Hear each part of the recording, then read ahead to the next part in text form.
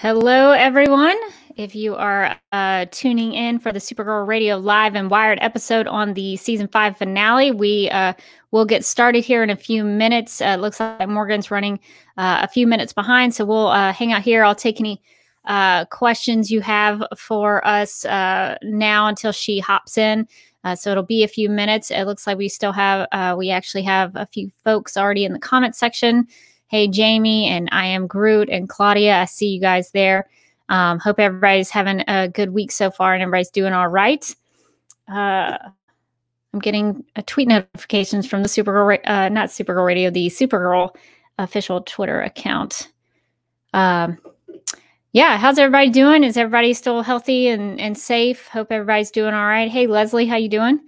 Hope everybody enjoyed Supergirl this week. I've got some mixed thoughts as per the usual, so we'll get into that. Yeah, Mark, we're going to be talking about the Ruby Rose situation because that happened very surprisingly this afternoon. So we've got that in our news section. So we've got actually a lot of news to cover this week because we haven't really covered much news in a while, so it's sort of added up. So if you're just joining us, Morgan's running a little late, so she'll be here in a minute. So you'll have to put up with me for a little while. So let's see. So yeah, okay. People are doing good. Leslie's doing well. All right.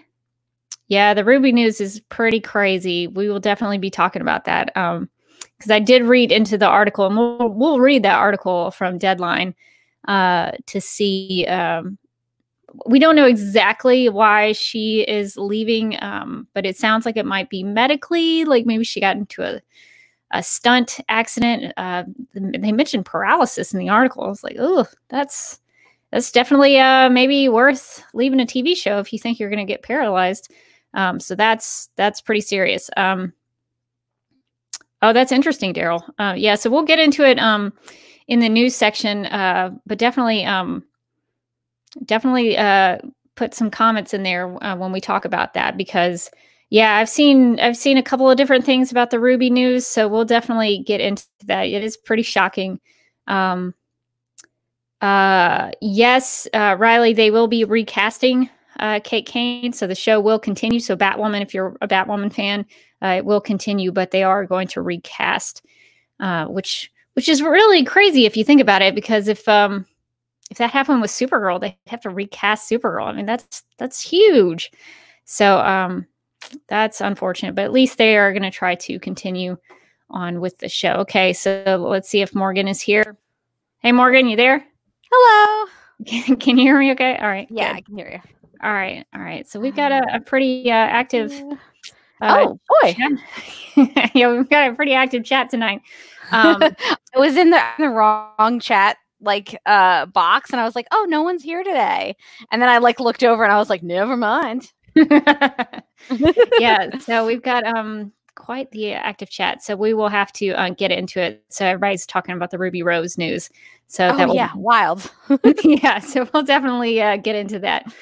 All right, so do you have the doc? I sent it kind of late. I do. I was gonna say I did. I also still do.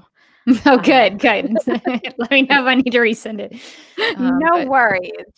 It's don't look at the page count. It is it's lengthy.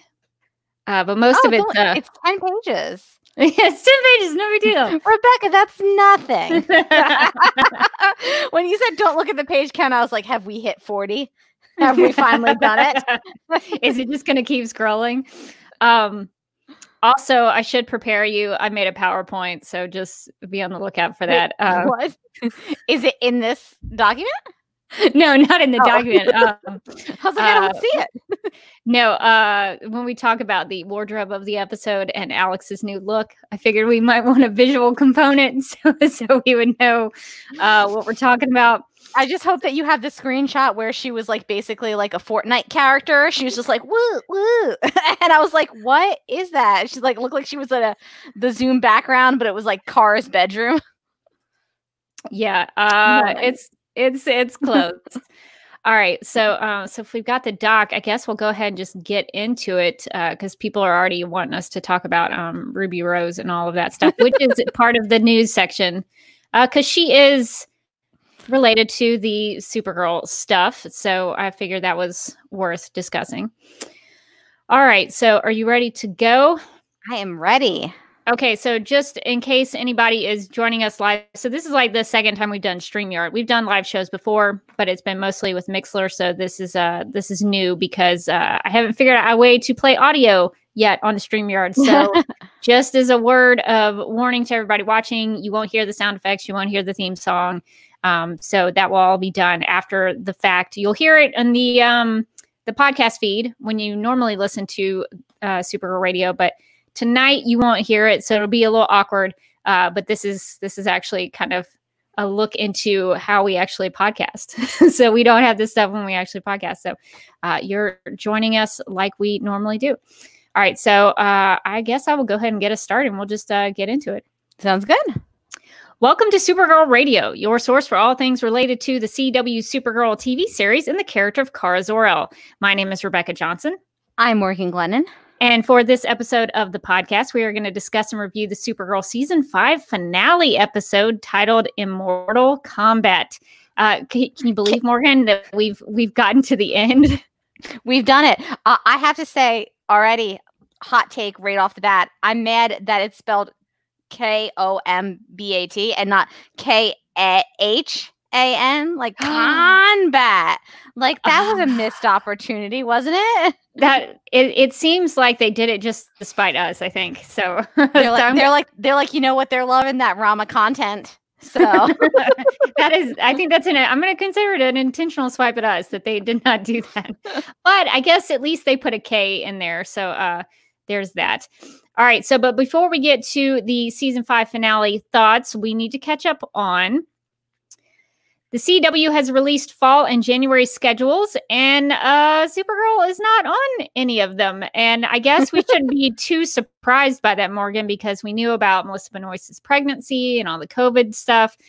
So it's not entirely surprising, but it does make me wonder when things are going to premiere for season 6. I was looking at the coming this fall schedule because I was like, what is coming this fall? Because I knew everything was starting in January, and I thought it was going to be like coming this fall, Tuesday, a slap chop commercial. But but apparently they found some stuff to fill in that. I like that, like Thursday is Supernatural, even though presumably that show has ended. Yeah, wasn't there last season supposed to be this year? Yeah, they're like, you know what? If Supernatural never ends, then technically it never ended. So watch it be like Supernatural, but it's just the two guys from like their homes on Zoom, like vanquishing their dog as a demon or something. Well, did they have a finale? I don't know. Maybe that's what that is. Maybe they're trying to wrap up the end of the show. Maybe every week is just a different finale for Supernatural. It's going to end, we promise. There's a finale for every year that it was on. Which is still going to take forever. Yeah, so if you're a Supernatural super fan, let us know how that's working, because we don't really understand the Supernatural aspect of that. Yeah, so it does seem like it's either going to be for Supergirl and I guess Legends. I don't know. I didn't see Legends on there either, so I don't know when Legends premiere. Both of the shows I podcast about are MIA in the in the winter schedule. So I was like, whoop, I guess strap in. We're just going to be podcasting about whatever. Like when I saw this come out earlier this week, my first thought was just like, what are we going to do? Well, we always have something to talk about, so Supergirl Radio should be fine. But Legends, I'm sure y'all think some. Oh yeah, we've already started spitballing our ideas. Our off season is gonna be weird, which seems right up y'all's alley for that. It feels correct. Yeah. So I'm guessing if Supergirl premieres in 2021, I'm guessing like late spring. Yeah, maybe summer. I don't know. I think we're lucky if we get it this time next year. Yeah, so we may be doing hiatus episodes for about a year. That's what I'm guessing. I've already got things on the schedule till like November at least. Of course you do. But we can play around with that. Just put some tentative things in there, mostly comic book catch up, but we can throw in some fun things as well. But yeah, we'll be doing a lot of fun stuff just as a plug for future episodes. We usually do, we'll probably next week, we'll do a season retrospective that we always do. We're going to do some chats with some friends of ours. We might do a Supergirl podcast roundtable. So maybe we'll reach out to some other podcasters and see if they want to talk. So we'll be doing a lot of fun things. We'll also be doing Supergirl Jeopardy. I know that's on the table. So we'll be playing some games this I'm summer. really excited about that one because over hiatus, I have slowly morphed into like an 80-year-old, and like now Jeopardy is like, I'm like, the world is crazy out there. Take it away, Alex Trebek. I just need my Jeopardy. I know exactly what's going to happen on Jeopardy. I'm not going to be stuck inside for months on Jeopardy. I just know it's just categories. It's just trivia. They've actually had Supergirl as the answer on Jeopardy one time. Yeah. So apparently, I saw on Twitter today that like there was a Jeopardy clue that was about Batwoman like just the other day. That like the answer was Ruby Rose or something, or the answer was Batwoman. Not relevant anymore. That's unfortunate. We'll get to that. So I guess we should move on from there. Do you want to talk about the crossover event that was talked about recently? I sure do, because I didn't scroll down past that in the graphic. Speaking of crossovers, the CW's annual Arrowverse crossover event will not happen in December, that's for sure, but it will happen hopefully first or second quarter of 2021. The upcoming crossover will also be smaller in scope than the recent Crisis on Infinite Earths, which is not hard. That was a 5-show spectacular that aired this past season. So this one, they're planning a 2-hour event with just Superman and Batwoman, whoever that may be.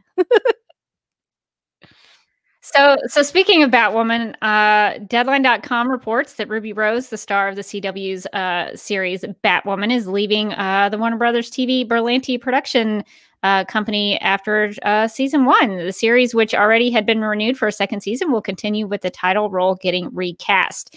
So it looks like Ruby said, "I have made the very difficult decision to not return," which is actually, I think, supposed to be to. Well, I guess it maybe is it to not return.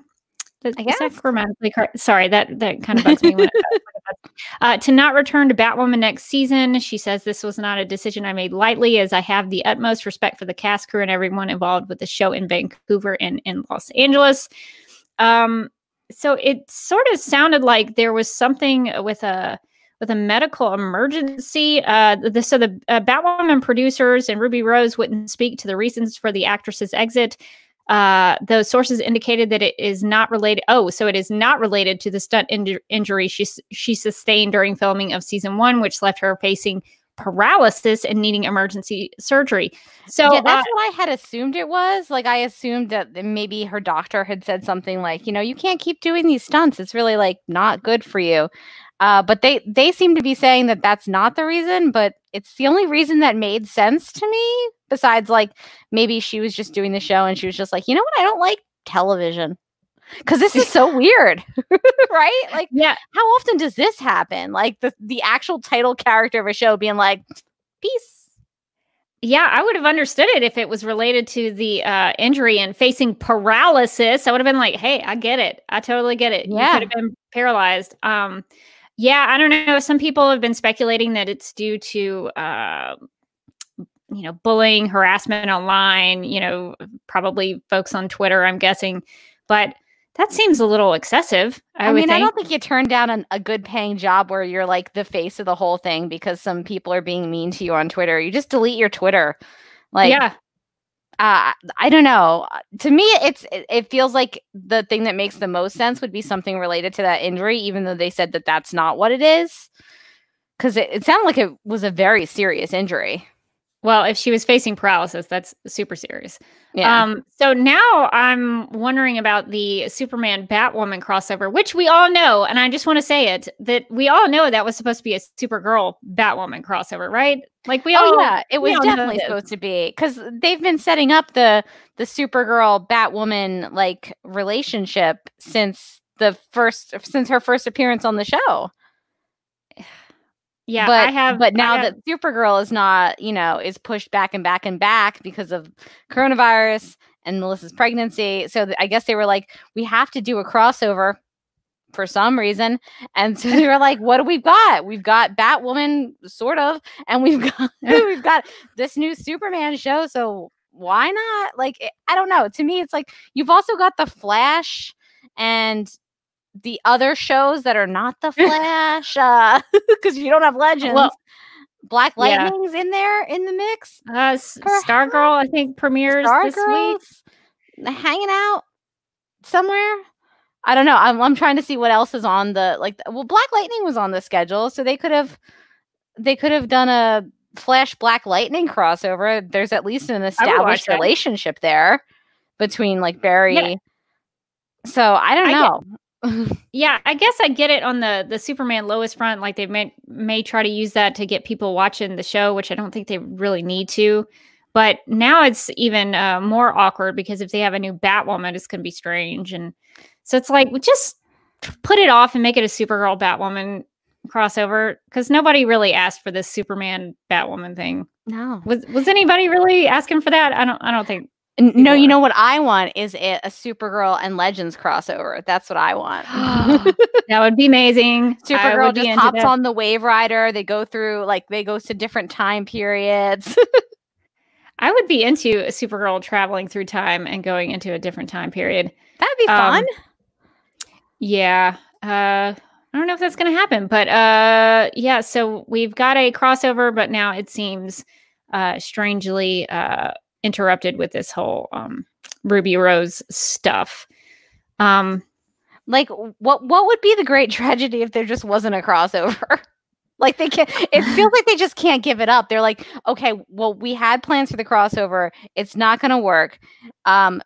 We could give up the crossover, or we could make the crossover between like two shows that have never interacted before. We got to have a crossover. I mean, I'm sure it would be fine. I don't know that I really care about that. But well, I guess that'll hold us over until we figure out when Supergirl episodes might be airing. So I guess that's the only thing we're going to get. So I guess we should be grateful for whatever they air. Well, I guess, Morgan, do you want to take us into, so we have 2 sets of news left. So do you want to talk about the charity fundraiser we've got coming up? I sure do. Thanks for reminding me, because I'm flipping between the 2 documents and it turns out that's distracting. Okay. Okay. I was about to pull one of those, like a Tiger King, and be like, okay, all you cool cats and kittens. There are no Carol Baskin impersonations. DC TV Podcast has announced that we will be raising money for Feeding America on June 20th. That's our annual charity podcast show. So we're doing our normal podcast marathon for charity, and we'll be featuring the hosts of the Flash Podcast, Supergirl Radio, Legends of Tomorrow Podcast, Black Lightning Podcast, Titans Podcast, Batwoman Podcast, Stargirl Podcast, Superman and Lois Radio, Green Lantern Podcast, and Strange Adventures Podcast.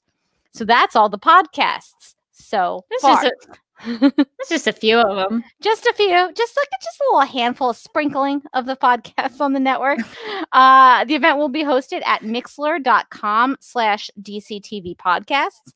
And it's going to kick off at 8 a.m. Pacific time, which is 10 a.m. Eastern Standard Time on Saturday, June 20th, with all 10 shows running into the evening. So we're all going to be live and wired all day. And that will be concluded with the DCTV Podcast Assembly Show, which will feature hosts from all the podcasts. So the goal for this event is that we raise $2,000, and you can donate between now until the end of Saturday, June 20th. You make a donation to Feeding America by visiting dctvpodcast.com/fundraiser.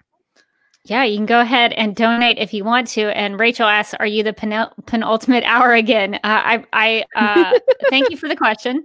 Yes, I believe we are. I think we're right before the assembly hour where a whole bunch of people join in. So yeah, we're gonna bring it home, and we'll probably be doing what we have done the last couple of years. We do Supergirl Radio Awards. So we're gonna be handing out like MVP of the season, Best Actress, Best Actor. Probably some other silly categories. So come and make some picks with us. It'll be really fun. Everybody has a good time. So I have a quick correction. Thank you to whoever in the chat, Brian Kerr, who pointed out that 8 a.m. Pacific time is not 10 a.m. Eastern time. It is indeed 11 a.m. Eastern time. That's my bad. Do we have that incorrect on the website? I don't know. All right. Well, Good question. We are going to workshop that and find out. But hey, just come by for all day podcasting, and you won't be missing anything. You know what you should do is you should just get up at dawn, turn on Mixlr, and just be ready. Just be ready for it. Just at any moment, it could be happening. It could happen anytime. It could be happening now. But it's not. It's June 20th. Put it in your calendar. Yes, just be there. All right. So I guess we can go into our last little bit of news.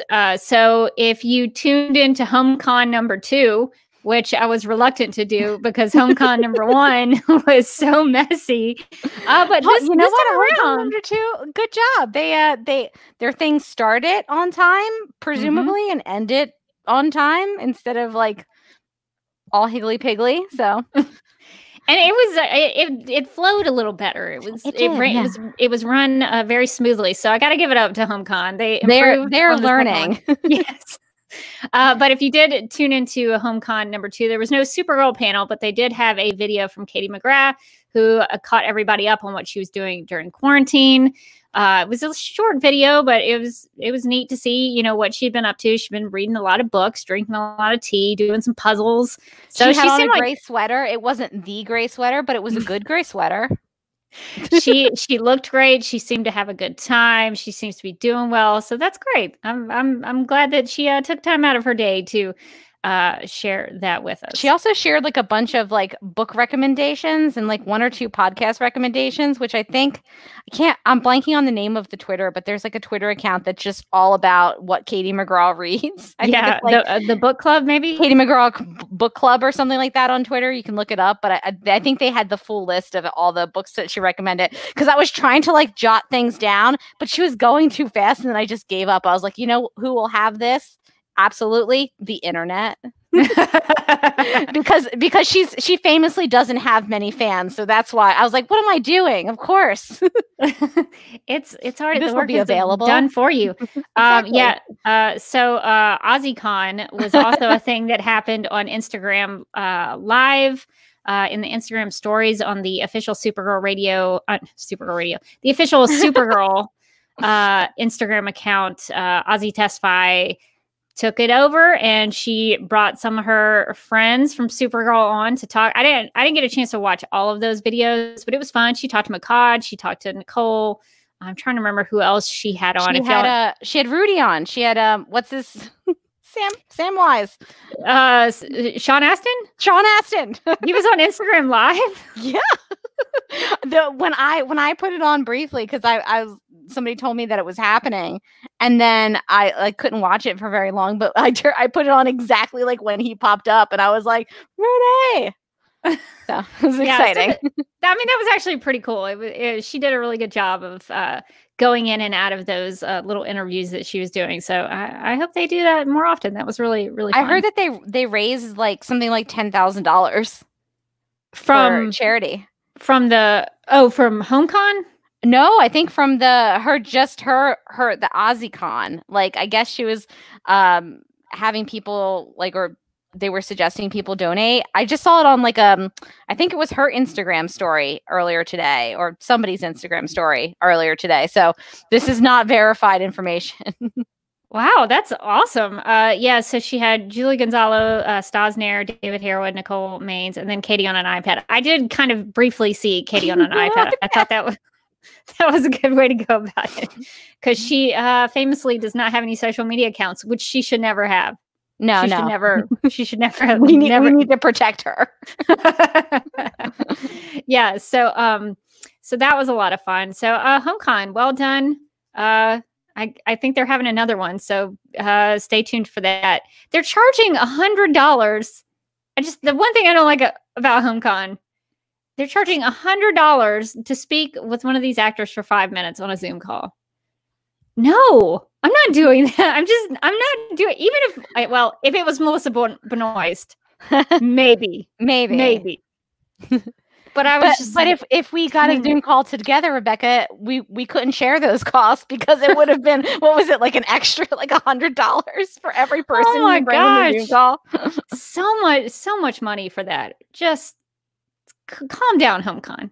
Bring it down. It's okay. Don't get crazy. All right, so I guess that's going to wrap up our news section.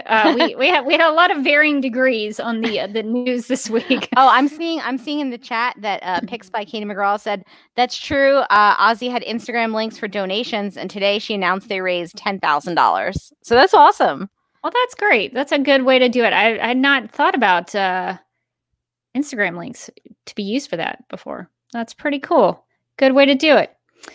All right. So, Morgan, should we start talking about the season 5 finale? I guess that's why we are all here. I believe we must. Okay. All right. So here is the official description of Immortal Kombat. Quote, Supergirl realizes that in order to stop Lex and Leviathan, she must work with the one person she never thought she'd trust again, Lena. Nia keeps dreaming about Brainy, but struggles with what the dreams are trying to tell her. Meanwhile, Brainy realizes there is only one way to stop Lex, unquote. All right, so this episode was about trying to stop Leviathan, trying to make sure that they were not going to basically kill I think 4 billion? Did they say 4 billion? I want to say it was 4 billion people in the VR. Yeah, 4 billion people. They would have definitely gotten that many people to buy what I'm assuming would be expensive VR equipment in a matter of months. Like, do you know how long it took for the stupid iPhone to become like ubiquitous? Like 4 billion people in like, they couldn't even get their launches right. Nobody they didn't even realize that Eve was messing up all their IT tickets. I don't buy this. So many glitches. So we've been with Leviathan for a season, kind of on and off. How do you think that wrapped up? Were you surprised that Supergirl used a hope speech to defeat the villain? What's your take? No, that's her main thing. That's like when they were like, how are we going to get all these people out of Obsidian, out of the VR? And she was just like, obviously, I'm going to do a hope speech. Duh. Like, at this point, they should just turn to Korra and be like, should we get the camera crew now? Or I think that Korra should just start. I'm just putting this out there because I love my girl Korra, and I think that she's got a lot going on. She doesn't have a lot of personal time. She wants to watch those classic movies and eat those pot stickers. She doesn't want to be dealing with this nonsense. Korra, pre-tape your hope speeches. That's actually pretty smart. Like, she just sits down with like a camera crew and she goes, okay, and then she just pre-tapes them for like every single scenario. She's like, citizens of National City, I see we are facing a alien invasion. We are facing a VR apocalypse. She just rattles them off. What was it on 30 Rock when they had did that where I think Frank suggested like a tornado that was like of guns, like a gun tornado or something? Yes, we are facing a Sharknado. And we can only get through this through hope. Like, she could absolutely pre-tape her hope speeches from now on and just kind of drop in whatever like topical thing is happening every May, and then she'd just be good to go. She could just really take off for the summer early. Yeah, I think that's a great idea. That would actually make it a lot easier for Korra when she's got to do some things. And Baggy the Panther says Lena got to give a speech. Yeah. So yeah. So everybody did. I did have some issues with how this wrapped up because it was basically season 1's finale. I mean, it's the same setup where a lot of people, it was a little bit different in terms of the mind control, but Supergirl still saved the day by giving a hope speech, and it broke everyone free from whatever they were being mind controlled of. So it was season 1. Like, I think Lena said something about how history was repeating itself. And I was like, yeah, that's super meta because history repeated itself many times this season. This season cribbed from season 4. It cribbed from season 1. It borrowed a lot of things from previous seasons. And so I didn't like that aspect of it because I thought it was too easy. They even made an excuse that the Luthor power core was indestructible because of some failsafe. And I was like, really? Technology can be defeated. I think technology, you can... They should have just got Eve in there to do whatever it is that Eve does. Eve goes into the IT system, and then she just suddenly unleashes all the bugs she's been fixing all season. Or how about this? Just unplug it. Yeah. Would you try turning it off and turning it back on again? How about that? All technology is run by power cord. You just unplug it. Just take it out of the socket. It's fine. So I had a really hard time buying that, like, oh, it was indestructible. I was like, come on, it's technology. You can blow it up. You can smash it with a bat. You can unplug it. There's many ways to destroy technology. But I did like the scene where Lena was trying to talk Andrea down from killing Supergirl. And the way that I liked a lot. Yeah. The way they mixed in the Supergirl hope speech with what Lena was saying. And then even what the Lady Brainiac 5 was telling our Coral Docs, when they all said, I believe in you. That was well done, even if I had issues with other parts of that sequence. Yeah. And I like that sequence, especially not just because it gave Lena something to do, and it kind of felt a little bit like coming out of this storyline we've been in all season that has gotten very repetitive, but it also wrapped it back around to the Andrea Rojas stuff that we started the season with that was seeming increasingly useless and like it had existed for no reason whatsoever. So, I mean, I think that that this season, there's a lot happened in this season. A lot kind of went squiggly on it, but the finale feeling a little bit rushed is obviously not something that they could have controlled. Like felt a little sweaty because it was a little sweaty, like because of COVID. So you could tell that like some of the stuff was not what they, it was maybe the one episode, what would have been their penultimate episode. I got it back in. Got it in there. Got it in. But I feel like, and I think you could sometimes feel the mix of like, this was, obviously not supposed to be the finale. This was supposed to be something else. But that I liked that, like coming back around with the Andrea and Lena stuff, because it made the Andrea stuff have some like connection to the rest of the story of the season, which had been really bothering me. Like when we talked about it last week, where I was like, why does this character exist anymore? And I don't think that this really justified why Andrea Rojas, like you could lift Andrea Rojas out of the season.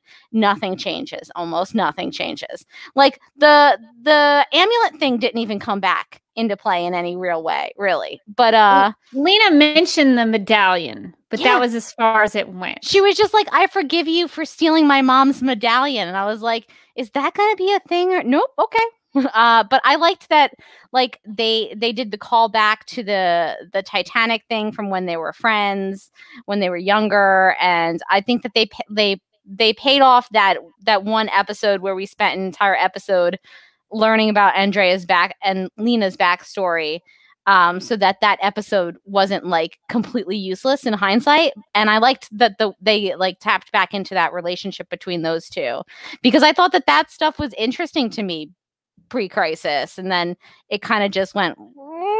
But I like that they brought it back in the finale. Yeah, I think it worked, but personally for me, I would have rather have seen more of that. I think they could have built it up a little more, because it did seem so disconnected from the first half of the season that it was hard to make that connection with those characters again. I didn't really feel much, but it had some help because the music helped it out. The good acting helped it out a little bit. So it had some positives to it, even though I could have maybe had a little bit better writing in terms of the actual relationship of the characters. Because even with, we were invested in Lena and Andrea from the first half of the season, but we didn't really know much about them in this new Earth Prime world / universe. So that I was having a hard time kind of coming around to, because we hadn't really seen them interact as much. Lex, I think, had spent more time with Andrea than Lena did. So that's true. Lex spent a lot more time with most of the characters and most of the other characters by the end of the season. So should we, while we're here, I guess we could talk about that, because it seems like we're stuck with Lex for another season. Yeah, Lex is, I guess, still around. Cool. It's funny because I saw an interview with John Cryer, like I think, like, or just a snippet of an interview with John Cryer before the finale, where he was like, yeah, because they had to cut the finale, you know, the last 2 or 3 episodes together, I kind of win. And so I had a feeling that he was gonna, I think the original plan probably was to like defeat Lex in some way, but because they had to shorten the season and they had to cut together a couple different episodes, I think that's why it kind of was like, did Lex win? I guess they just didn't have the footage of whatever it was that they were planning to do. So I think that's why it got the ... My sincere hope is that, like, we start back up in season 6, they wrap the Lex stuff up really quick, and then Lex goes off to Superman and Lois. So is that why, do you think, because I thought the way Lex defeated Brainy was so lazy. He just walked in and took the bottle from him, and he was like, and I'm gonna take this. Well, I also, it made me like mad when he goes up to Brainy and he was like, oh, I knew you were gonna do this. What? Come on. Like, I am really feeling for Brainy, because his whole thing is supposed to be that he's the smartest character on the show. And like every other episode, somebody is outsmarting him. Even in the finale. And at some point, you got to be like, baby, did you just make yourself a 12th level intellect? Is that just something that you say to yourself in the mirror? He's like, today I'm smart. Like, it's just, it's such, I feel so bad because it's such bad writing for that character. He should be the smartest person in the, like, he should be smarter than Lex Luthor. He's like a computer, and a smart computer dude. Why? I still don't understand why Brainy didn't do more in terms of helping defeat the VR. I still, even when Brainy goes into Leviathan's lair, he did the code with, like, he touched the passcode. I was like, can't you just control technology? Why do you need to touch the passcode? And then it's like, he's like, yeah, I have to have my hand on this thing for 10 minutes. It's like, there's not a more high-tech way you can get around that. And he was really struggling to hold his hand down for 10 minutes. Oh God, my hand. I know, it was driving me crazy, because I was just like, your whole season was about technology, and you have Brainiac on your show, and I do not understand how he was almost a non-entity in this season. Like, it doesn't make sense to me from a storytelling perspective. And he didn't do, like, he ultimately he kind of saved the day. You know, he took Rama Khan and his Rama friends, and he put them in the Bottle City, who, by the way, who were they? Oh, they did say their names, I think. Tezumak and Selah. Have we ever seen them before? No, they just popped in randomly, and I was like, who are these people? It reminded me of that one episode where Mcgann just randomly pops out of nowhere, and I was like, am I tripping? Like, it's like they just showed up as if we should know who they are, and they had always been there. Yes. And it was like, I think the first time they show up, it's like literally in like the Leviathan thing, and they just, like, Rama Khan walks up, and you're like, yeah, right, yeah, man, Rama Khan, and then they walk up, and you're like, and who are these people? I guess we should assume that there are more Leviathan agents, but they did not do a good job of explaining who those people are. They didn't really do a good job, I didn't think, about why they needed Green Lantern power rings and why they needed to take sauna baths or something. I had a lot of questions. Listen, I'm not saying that I don't think Ramakan and the Connettes are a good time, because I think that they're probably a pretty tight crew to roll with. They like saunas, they like plants. They're basically millennials. Like, I get it. I mean, I'm there. I love it. Let's all go out, have some avocado toast, and spend 3 hours at brunch. I'm down with that. But who are you people? Yeah. Yeah, the Connettes. Yeah, that's good times. Yeah, it was so weird. I honestly felt like I had missed several scenes. I'm still confused. I know this is kind of a departure about what we're talking about, but I'm still confused if Kelly is okay with Alex going out and fighting crime. I'm still really confused. She seemed really cool about it in this episode. And I was like, did I miss a scene where Kelly was like, no, it's cool. It's fine. It's totally fine. I'm over it.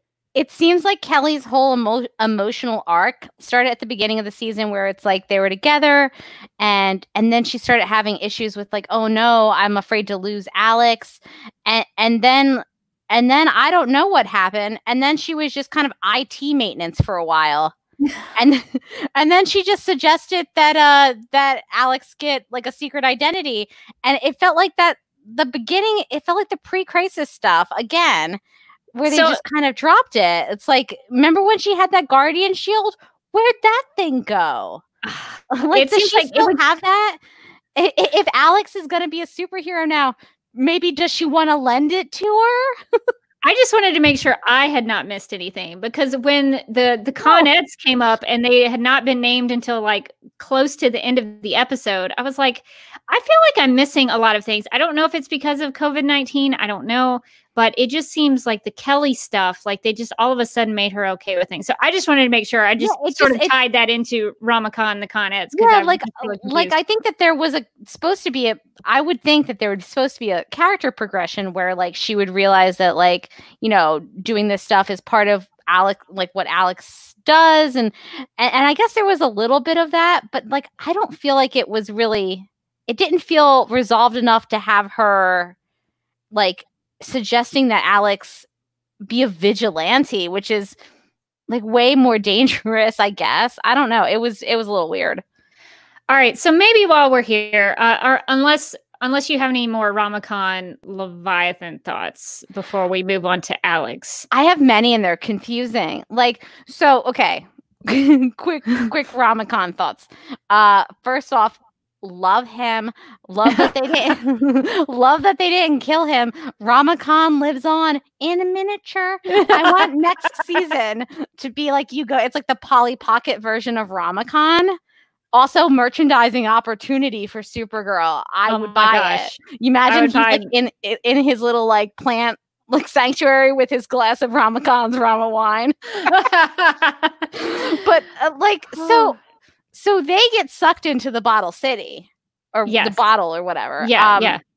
But Pencil Skirt doesn't. Like, Pencil Skirt like short circuits, and then she turns into like. Oh no! Wait, hey, this is where the presentation comes in. Okay. I'm sorry. I'm sorry. I jumped the gun. You jumped my PowerPoint guns. Gorgeous. So I figured it'd be a good, nice visual aid while you were talking about Pencil Skirt. So continue. Yes. So she turns into whatever this thing is with it's like a Terminator with the bad hair day. You know what it is? Have you ever seen that show Rugrats on Nickelodeon? That like the one character has that doll. Angelica has the doll. I can't remember the doll's name, but it has like 3 pieces of hair sticking straight up. That's what this reminds me of. It's crazy.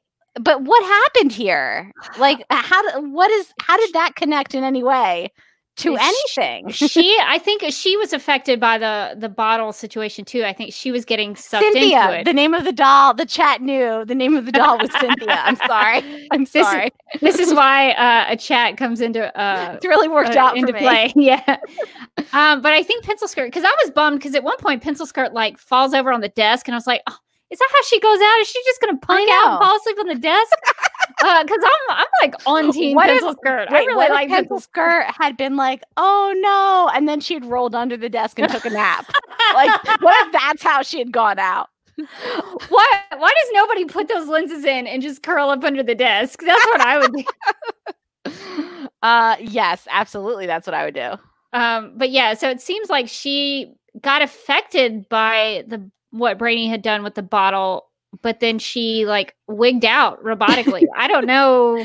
Yeah, it seemed weird. I think Picks by Katie McGraw in the chat here makes a good point, which is she set the office on fire, maybe. So is that the end of Catco?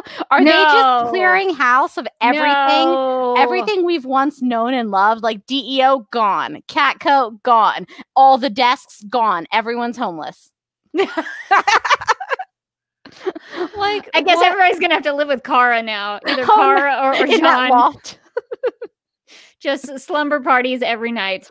I did not. I mean, Catco's been through worse, you guys. Catco's been through alien invasions. I think one time Supergirl like flew through the roof. It'll just get a new CEO. It's the CEO position Defense Against the Dark Arts. Yes, but Andrea's, I guess, still sticking around. Andrea Rojas is still sticking around. I mean, I guess, yeah. They didn't really like vanquish her.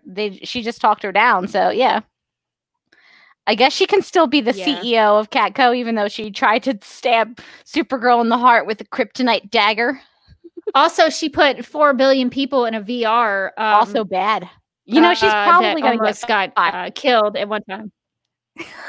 But don't worry, she'll get like a really gorgeous executive parachute of like a lot of money on her way out, I'm sure. She'll be fine. Oh my gosh.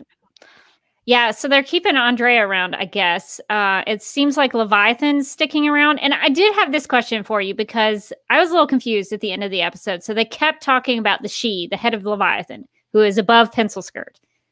And at the end of the episode, they ended on Lillian Luthor with the kryptonite. Did you get the impression that she was the head of Leviathan? Because that's kind of what I took away from it. But I don't know. I did not, but I love it. So I will say the one redeeming thing for me, like going into season 6 was like, maybe we eventually get rid of Lex and it's the Lillian Luthor show, which is a show I would subscribe to heartily. And like, yeah. Maybe she's not the head of Leviathan. Maybe her good friend Judith Light is. Oh yeah, oh man, that'd be so good. That'd be so good. But no, I didn't have a chance to do it. The door is still open, Judith. But no, I didn't get that impression. But now that I'm thinking about it, maybe that seems plausible. Weird, but plausible. Like I had the impression that like the head of Leviathan was like some otherworldly, whatever. But you know what? Lillian Luthor is kind of otherworldly awesome. So yeah, I love Lillian, but I don't know if I would love her as the head of Leviathan. It doesn't really make any sense when you think about it too hard, which makes me think they might do it. But if she's not the head of Leviathan, so did we go through the entire season 5 and we didn't find out who the head of Leviathan? We sure did. Which, remember when we were talking at some point and we were like, I think it was right after the coronavirus and right after lockdown, we were like, we're never going to find out the head of Leviathan. Like the season's just going to end and we won't know. And I think that's true. I think the season ended. I don't think we know. I like the idea that like we have like a continuing storyline. I don't mind that it's going to go into season 6, but this was frustratingly slow and not great. And I hope it doesn't keep this pace up. Now, the season did have some things that I don't think they could control, like crisis and COVID-19, a worldwide pandemic. So there are some things that they couldn't control for some of this stuff. But man, you should reveal at least by the end of the season, that last shot should be the head of Leviathan going into season 6. I joked if they didn't have the footage, they should have just put somebody up against the Zoom background and just been like, I am the head of Leviathan, like anything. I like we spent this whole season, and a lot of this season, we didn't even really know any details about Leviathan. And then we finally got some Leviathan stuff like towards like the very end of the season. And then we end it, we still don't know who's the head of Leviathan. And like, I never really cared about Leviathan in the beginning of the season. I continue to not care. And now the cliffhanger is like a thing I still don't really care about. And it's like, I just kind of hope that like we find out in season 6 who's behind Leviathan. It's somebody cool, and like maybe that becomes the villain instead of Leviathan. Oh, they can't do Director Bones. But what if Director Bones is a she though? I mean, it could be a she. It's a skeleton. Hey, let's break that glass ceiling one fist bone at a time. But yeah, I mean, how much cooler would have? I mean, granted, we don't know how much of the pandemic affected the finale, and maybe they had a better plan for how it would end. But how much cooler would it have been like to turn a chair around and reveal who the head of Leviathan was? I'd be like, hey, all right, okay, at least you stuck the landing. That's what I kept thinking was going to happen. And then I got afraid. Like, I was like, wait, is Pencil Skirt in her Terminator, like Cynthia the Doll form? Is that the head of Leviathan? Because if so, I would be pretty disappointed.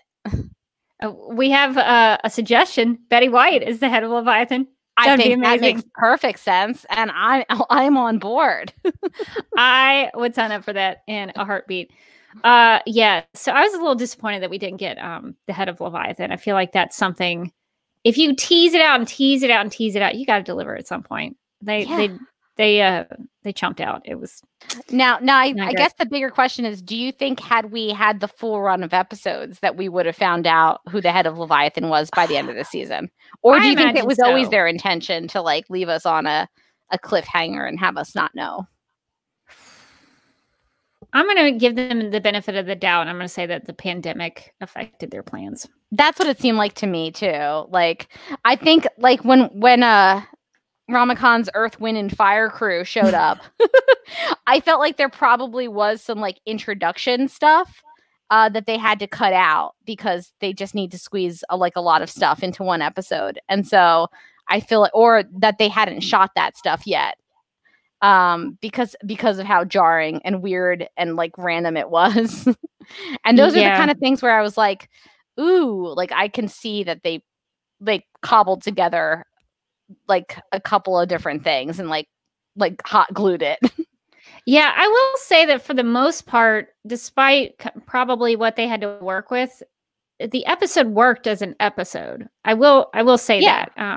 There might have been some things I didn't like about it, but it still, I think, at least made sense, or at least everything kind of went together and they got from an A to a B, even though some of it might not have been what I wanted. I think it did accomplish what it set out to do.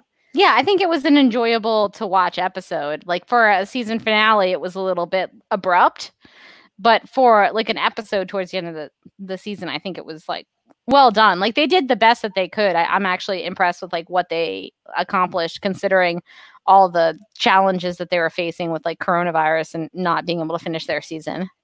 Yeah. So I guess one last thing we could talk about, I guess, to wrap up our episode discussion is the Lena Korra developments. So we got some closure, I guess, with them. So what did you think about how they ended things this season? I like the Lena and Korra stuff in this one. I think it fell victim to everything feeling very rushed because it felt very rushed. Like when Korra was not like immediately accepting of her apology, I thought that was like very understandable, considering that Lena had been not super nice to her for like months. So the idea that like Korra wasn't like immediately going to be like, we cool, that felt really like believable to me. Like there were a couple of scenes of like them all working together, and then like Korra hugged Alex and Lena was like, oh, I didn't get a hug. Like she looked sad. She was like, where's my hug? And I was like, you should have been nicer. You'll get your hug. You just give her 5 minutes, Lena. The other day you were yelling at her. In the You built a robot that tried to kill Supergirl. You need to just chill out. Remember your homicidal robot friend? It's been a weird year for you, Lena. You sit down and you think about what you did. But I did generally like I liked all their scenes together. I think that they were really good. Obviously, Katie McGraw and Melissa Benoist are always really good in scenes together. I thought that they were, and I thought that like all those little like things of like Lena really being like, oh no, I really messed this up. Like there's one point I think where they're like going in one direction, like Lena goes to like touch her and then she's like, oh, I shouldn't, she's mad at me. I thought that was like really well done. I thought Katie played that really well, and I also liked the way that she sort of played I think that she did some soul searching, I guess, on the way from like wherever she walked over to Kara's apartment. She like really did a download of like a whole season's worth of baggage and like a long walk. Maybe it was when she had to run from one side of the prison to the other in heels. And though Lex had a watch that would get her there. Maybe that's what she was like thinking about her life and her choices as she ran. But I think I like that she kind of told Kara that, you know, it's like, it's not an excuse, but this is, you know, I was really hurt, and when I'm hurt, I put up walls, and when I'm hurt, I lash out, and like I understand like if you're not there with me quite yet. And I thought that was I liked the way that they played that, and I think it would have been unrealistic if she had walked into Kara's like loft and been like, "I'm sorry," and Kara's like, "We cool?" No, like. I think that would have been unrealistic to the max, especially since Kara had been apologizing like profusely to Lena all season, and Lena didn't want to hear one word. But I did, and I like that little moment towards the end after Eve shoots William, which was amazing. If Eve can just shoot like one person per season, I think that would be my dream, my life. I also notice how even though Eve is redeemed, didn't mention she killed Supergirl's dad. Dad never came back. Didn't come up at all. I kept waiting for Eve to be like, listen, now that we're square, I'm sorry I tried to kill your maybe boyfriend, possibly horse. That's on me, and I feel definitely bad. Horse. Definitely a horse. I feel bad about it, but what I really feel bad about is accidentally poisoning your pops. Like, real sorry about that. Feel like I should apologize for that. Eve was like, you know what? Nah, I'm good. This is not the time. It's like time. I feel like I want her to save my mom and myself first, and then maybe I'll write her a letter later on from like Mexico.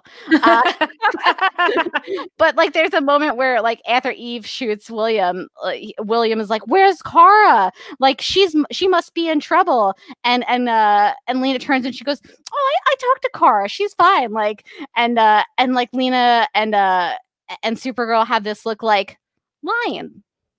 I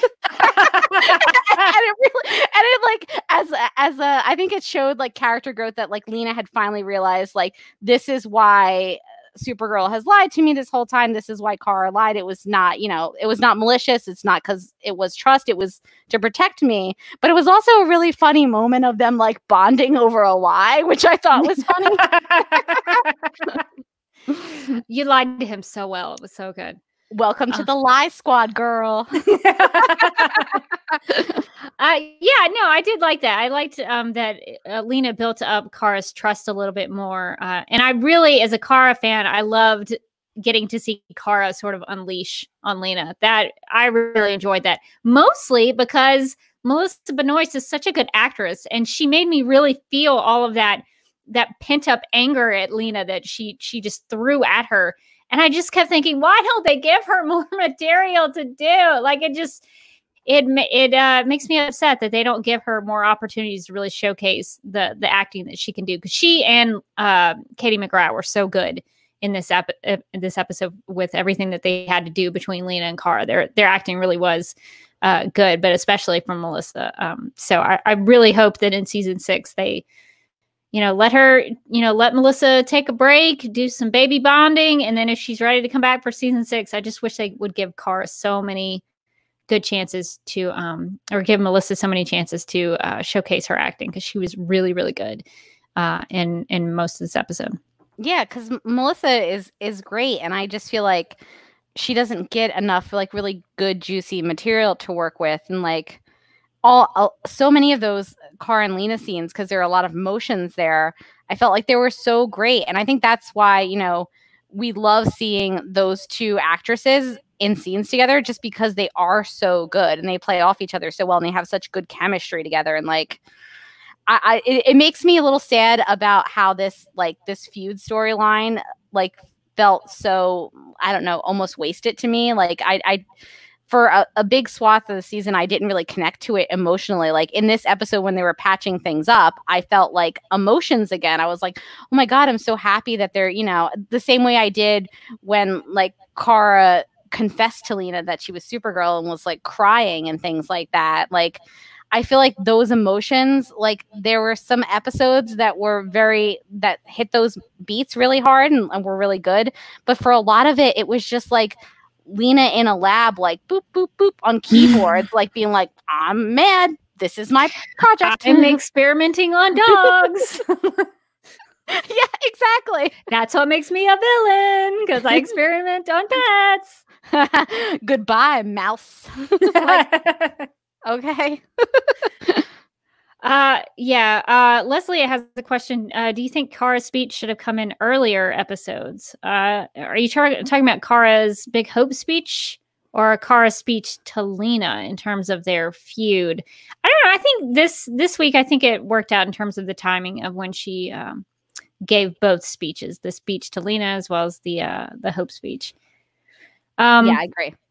Yeah, so I don't think it was handled as well as it could have been all season, but I at least liked where they ended with Korra and Lena. If they're so determined to make Lena Luthor a good heroic character and not make her evil, which would make her so much more fun,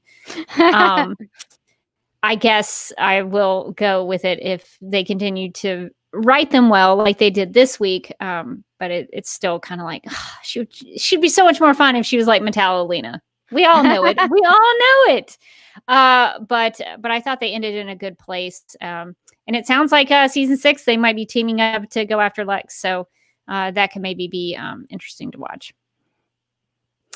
Okay, so I guess should we before we wrap up, do you want to do a little boardroom or ballroom?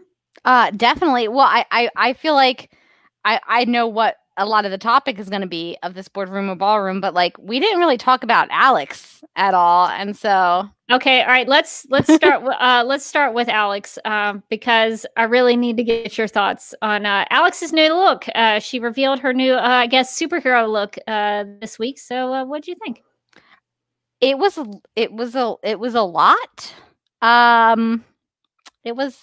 There was a lot of eye makeup going on. It was very blue. The eyeshadow was very blue. It was very dark. She kind of looked like Natalie Portman in Black Swan. Like or I don't like it was just such a like a glam rock look almost. But I don't know what she's glam rocking about. The hood was, I mean, presumably Kelly told her you should wear a mask. And what she took from that is like heavy Urban Decay is what I'm going to put on my, like, I'm just going to put on the makeup, but like with a spatula. And that's, no one will know it's me. But also her hair was braided. And at one point, and it had a blue streak. There was a blue streak, and that's where a part of me died. Like a part of my soul just flew up out of my body. It was when I saw the blue streak, because I was like, "What? How does she? Is she like? Hold on, crime is afoot. 1 second." Or does she like clip in like the little Claire's extension? Like, do you remember like you could get those like little like multicolor hair extensions and they would like disintegrate as soon as you put them near your hair? But does she like clip that in and she starts braiding furiously? She's like, hold on, I've got to get to the bank. It's being robbed. But first, my look. Like, I don't understand any of it. I can maybe go with the fact that she braids her hair every time she goes out to fight crime. I can maybe get there. I can maybe be on board. It's ridiculous and it makes no sense, but you might get me there. The blue streak, on the other hand, the blue streak was where is tough to really swallow, because my thought is, why doesn't she just get a blue wig? Yeah. Why just the one section of the hair being blue? Like, I know in our Working It or Wiggy episode, I came down hard on Batwoman. On Alex in the past, obviously. But also on Batwoman because of her dumb red wig that just like exploding from her bat cowl. And like, okay, but like that thing makes more sense than whatever is happening with Alex. And then Kelly told her to like maybe it's time for you to wear a mask. And like what she took from that is like to go to the MAC makeup counter.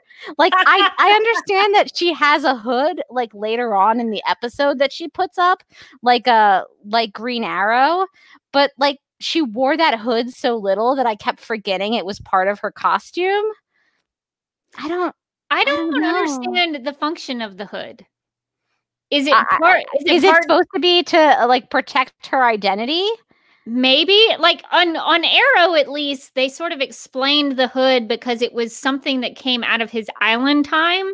So I can maybe go with it because it was part of the character's journey, the hood. But it was not explained at all. She just showed up and she had it, and this was like. They did set up the black and blue. We did talk about that in a previous episode of Supergirl Radio. Yeah, like she was clearly into that black and blue color scheme. That was clearly set up. Like she was like, when they were making this outfit, she was like, I'm feeling black and blue. That's what I'm feeling. And like, what if I just added like a fun streak to my hair? It feels like her whole superhero look. And I love Alex. It feels like somebody going through something, you know, when you're like, your one friend goes through a bad breakup and they're like, I think I'm just going to do like fun streaks in my hair. And you're like, yeah, that's going to make it better. Yeah, you should do that. You go, girl. This is what it feels like for Alex. Like this is Alex's like quarter life crisis. Yeah, I immediately did not like it when I saw it. And like the eye makeup, I think I made this joke on Twitter, but it felt to me like blue, like dark blue eyeshadow, like that caked on is like kind of like what a 14-year-old thinks is like the height of sophistication. And I speak from experience when I thought like, I was like, yes, blue eyeshadow. Okay, all right. So we do have some comments here that maybe will help us. So Electra WWF says, I think the hair and makeup is all part of the alien device she uses for her costume. Okay. If that was explained to be that way, I could maybe buy it. So is it like an image inducer thing where like it induces the eye makeup on her face and the streak in her hair?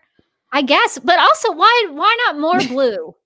The one blue streak is not going to hide her identity. I think it needs to just be all blue hair or no blue hair. I don't understand it. Let's see. We also have a comment that says, Kyler also said that Alex will get something that will explain the outfit. I think it will be the L crest. I have mixed feelings. How would you feel about that? Because I have mixed feelings about that. I have big mixed feelings. Like, because Supergirl is already not the only super on her own show. Now she's going to be not the only person with an L crest on her very similar costume. Like, Alex's costume is not super similar to Supergirl's, but it has a similar look. It just doesn't have a cape.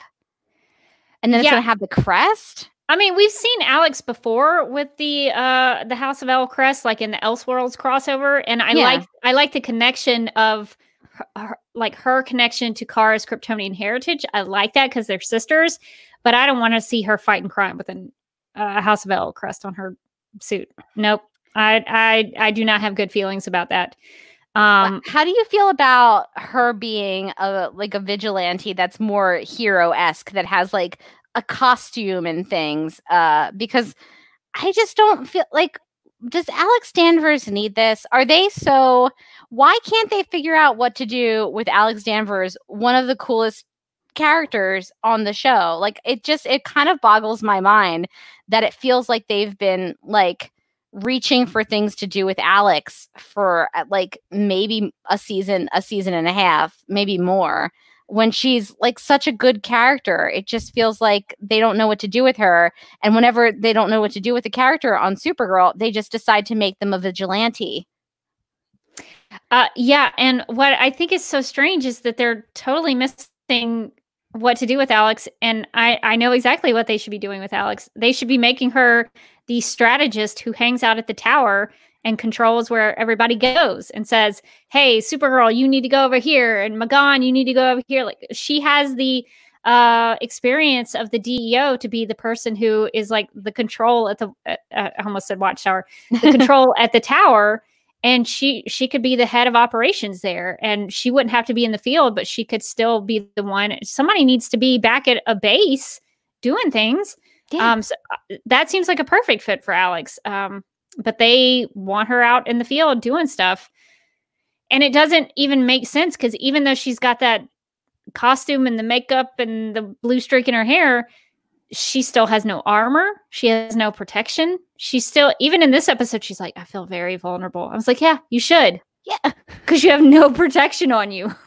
She's like, I got this giant alien gun. Is that good enough? It's like, maybe not. I mean, it was pretty cool, and she did some damage with it, but not a lot of it makes sense. So there's the big Alex portion of Boardroom or Ballroom. Maybe it will grow on me, but I'm not feeling it right now. There was also that shot where they're first like showing off her costume, where she's like, look at this cool costume I have, and like Korra screams, and then they cut to her like showing off her costume, and she literally looks like, I think they CGI'd it. I don't think that they had the footage of it, so I think that they just like CGI'd her in, because she literally looked like a video game character for a second, and I had like a real hard hit of Uncanny Valley, and it was very disconcerting for me. I did not care for it. I didn't think I thought it was weird that they like revealed the first full reveal of her costume. Pull up the PowerPoint again. Was her from behind. Was her from behind. Oh, sorry. And I was like, who if Zack Snyder had done this shot in a film, people would be livid. He would get so much crap for this. And I guess because David Harrow directed it, nobody cares. But I thought this was so weird. Why would you do your first full reveal of a costume as like a this CGI shot? And it was also like, and from the back, from the back, you can also tell that like she's painted into what I think looks like a Zoom background. Like it doesn't look it doesn't look real. It's it's so strange. Yeah, it was not a great reveal for her costume. Yeah, maybe it'll grow on us over time, and maybe it's something that they'll keep building on it, and maybe they can make it better. Because even Korra had to make her costume better as time went on. So I guess I think Alex can like add some of her own personal flair to the costume, and like make it better. I don't know. Maybe she'll decide that like the blue streak in her hair is not for her. She'll just unclip it, take it out. It makes no sense. So we'll just have to keep an open mind, I guess. I actually did see it was like a short. I think it was like an Instagram live or some interview with Kyler, where she was talking about like working with the production team on the costume, and how she wanted it to be like, she had ideas for the costume that they listened to her on, and like that there was way more in, because she said something like, oh, like I only had 2 episodes in the costume. So clearly she was supposed to be in that, like there were supposed to be 2 episodes of material with that. So I think that again, like I think a lot of the things that I thought in this episode felt weird and rushed and a little sweaty, I think a lot of that was because of the condensing the episodes down. So there is a comment that says, David said there are parts missing in the scene of the loft. So yeah, there could be things that we did not see. So maybe there's more explanation of the look than we were given. So there's that. I think we should keep going with boardroom or ballroom definitely. here. So since we normally make this about Lena, I thought I would point out that Lena was wearing jeans in this one. Oh my God. I don't think I even clocked that until like late in the episode. Also, shirt tucked into jeans. That's a statement. She's like, listen, I'm like, part of me is a 70s child, and like I like that. I like it's got like kind of a cool like 70s vibe, a little bit of a mom taking their kid to soccer practice. I love it. I like she's so laid back, but also I bet she's got great snacks in her purse. I love a casual Lena look. Me too. I think she needs to be more casual on the regular. So that was nice to see. More jeans for Lena next season. That's gonna be my my change.org petition. Jeans. So so that was the only thing that stuck out for me with Lena in this episode. I don't know if you had any other Lena wardrobe thoughts.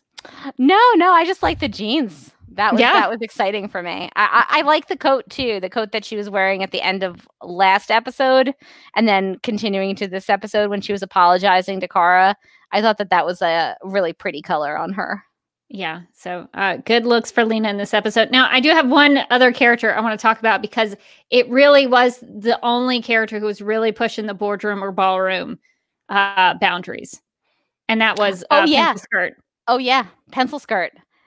Pencil Skirt looks like an extra from Aquaman, and I don't know why. I don't. Does her outfit have scales? Because it kind of looks like it has scales. It's close, I think. I'm more concerned about the cut of it. How do I say this politely? She's shown a lot of skin. Oh, that's way to do. That seemed a little inappropriate for a corporate work situation. It did seem a little bit more ballroom than boardroom. I'm not, you know, we all have our different looks that we like to try out. Maybe the push-up was not the day for it because you're going into the office, you're launching a big product, you're dressed like a fish. There's a lot happening with you right now. She looks like a busty mermaid, and I don't really understand why. I don't either, but she was still wearing that green. That green is her color. Yeah, she's like, I've committed to this one color. I'm not as committed to the pencil skirts anymore. And I'm personally a little sad that she didn't stick with the pencil skirts. But she has definitely stuck with the color scheme. She's like, green, like money. Like all the money she made from the 4 billion people she managed to sell VR to somehow. You know, the whole idea of that is still perplexing to me because she seems so stressed out. Gamine, she seemed really stressed out about the Unity Festival, and I was like, you know, as a bad guy, the whole like plague thing seems like it would be easier for you to go about doing a natural disaster or plague. Well, there's one point where she's like, I'm just going to kill everybody now. I've got like 1/3 of the people in there already. I've got billions. And Lex is like, but you don't have 50% of the people. And that's what you want. You want that many people. And she's like, that's right. And I'm like, your boy Rama Khan can unleash a bunch of plagues and kill the rest of them. I don't feel like you guys are really working hard enough. I think honestly, I think the real problem with the Leviathan is that they've gone corporate. They've been taken over. They really they started out fighting the man, you know, but like from the inside, we're just gonna do it the way that these humans like, and then we'll take them down from the inside. But then I think that they got really wrapped up in like the stock earnings, and like she seemed to care way more about the fact that this Unity Festival wasn't going well than she did about killing people. And I think, listen, man, you can't forget what you're in it for. My face hurts. Yeah, she got really stressed out about the Unity Festival. I think it's time to like take a vacation after that. So Pencil skirt campaign. She should have maybe just done what they had done before. It was successful. Yeah. I think that the Unity Festival, I think they got everybody in there, but it didn't succeed.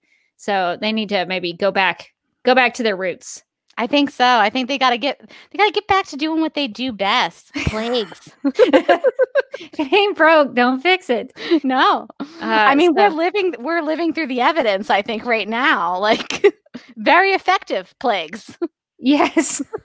And you don't have to do a lot of work for it. No, I mean, it does its own thing. They worked too hard. She was working so hard. She's like, at the launch, like the tech journalists aren't even gonna they're gonna be so mean to me on Twitter. It's like, Gamende, what do you care? She really lost sight of the goal, I think. I kind of almost wish that like Supergirl sometimes didn't take itself so seriously and could do something like that, where like you have Ramakan going to her like, are you seriously like so in this that you don't care about like killing the people anymore? And she's like, hold on, look I'm on the cover of 30 Under 30.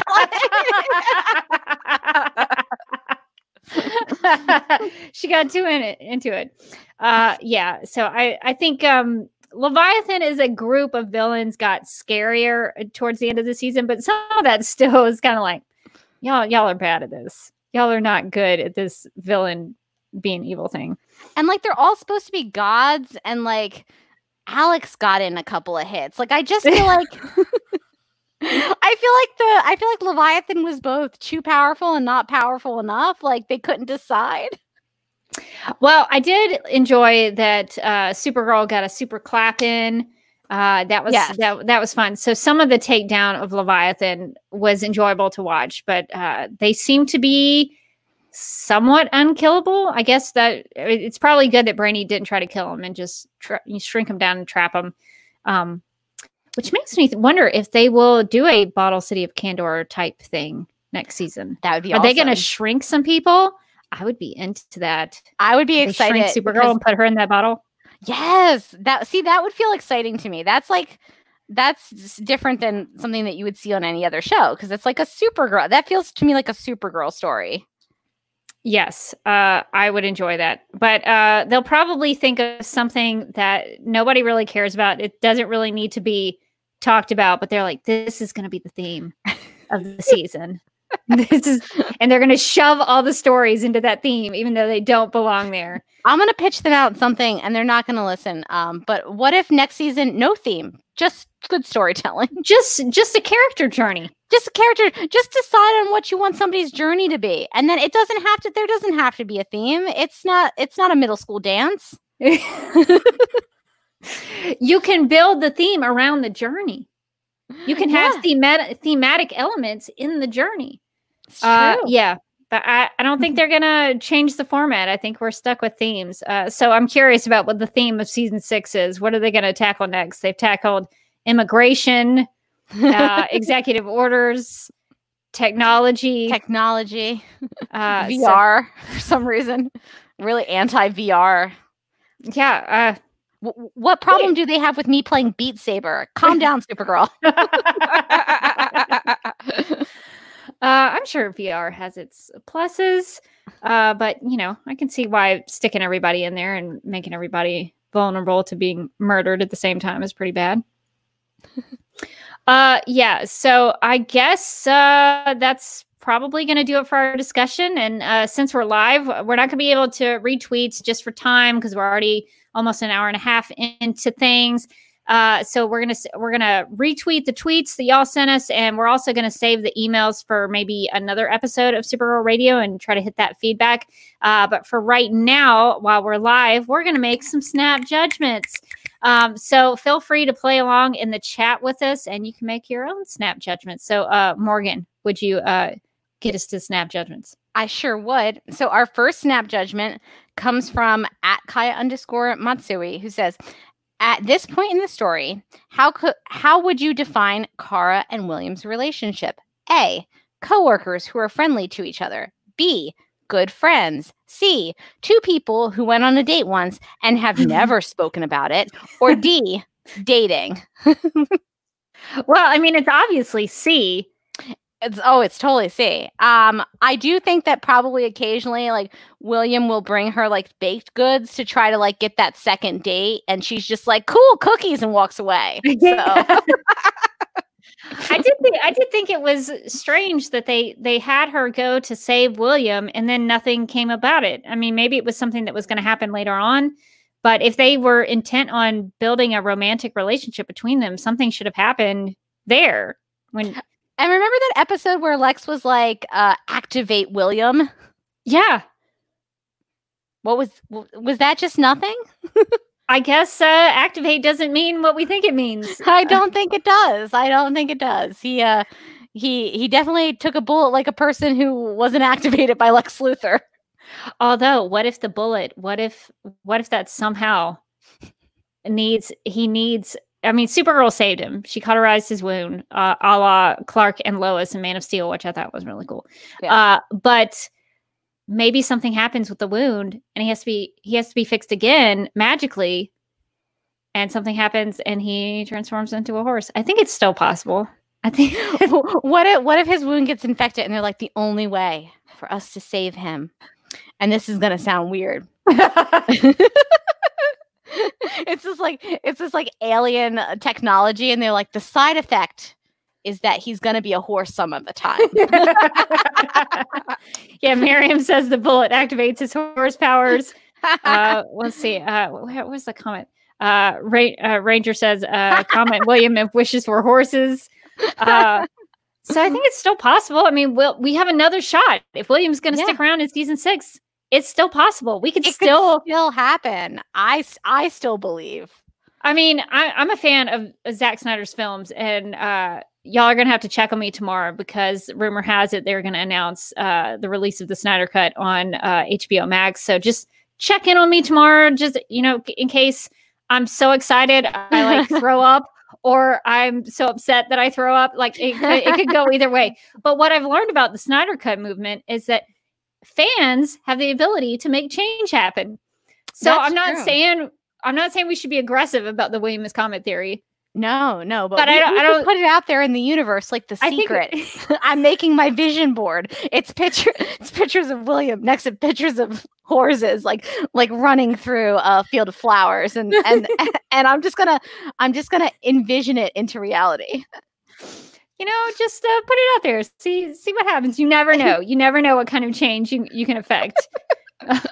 So that is be the horse you want to see in the world is what I always say. We can make it happen. Okay, so our next set of snap judgments are from Danae. The first one is, which was the weirdest part of Alex's new suit? The intense eyeshadow or the blue braid?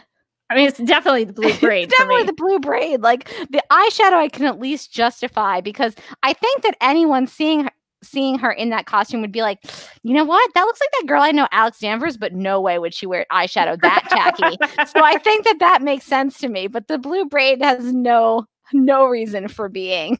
It's no reason to exist whatsoever. Okay. For this snap judgment, Danae says, I will channel my inner Anna. Oh, Danae, what are you doing to me? Okay, ready. Oof. Which was the saddest moment for Lena? The moment when she sees Korra and Alex hug and realizes she will never have a sibling who loves her. Ooh. Oh, God. Or after we've seen her get yelled at by Lex, we see her ask Korra, you can yell at me. I clearly deserve it.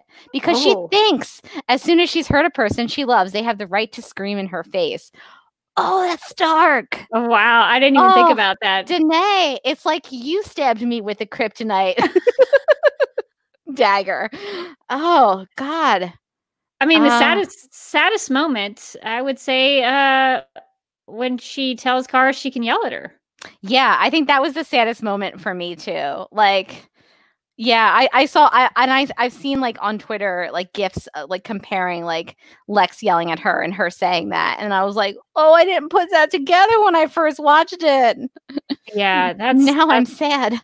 That's rough. That is rough. Poor Lena. Okay, which was Lena's best attempt at protecting Korra from kryptonite? Building her a new suit or jumping between Andrea and Korra when Andrea was holding kryptonite? I will say I've been upset with Lena for most of the season. You know, it's just trying to. I mean, we go back to that previous Snap Judgment.